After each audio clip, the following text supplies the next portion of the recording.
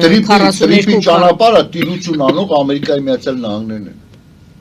Զանգեզուրի Միջանցքը տիրություն անողները, երբ որ այս նույն մարդիկ, ով տրիպի ճանապարհի վերաբերյալ բացասական են վերաբերվում, Զանգեզուրի Միջանցքի համար շատ դրական են վերաբերվում։ Հələ ընդհակառակը, գիտեք ինչ կա, մեր ժողովրդին հանգստացնում են։ Ժողովուրդ ջան, մի անհանգստացեք։ Մի անհանգստացեք, դա թուրքերի ճանապարհը չի։ Այդտեղ վերահսկելու է ՖՍԲ։ Այսինքն էլ ավելի վատ էլի։ Նիկոլ Փաշինյանը տրիպի ճանապարհ դառնալու հետ բացարձակ ոչ մի կապ չունի։ Զրոյական։ Ով կապ ունի։ Ամերիկայի Միացյալ Նահանգները։ Այսինքն գնում է մեծ,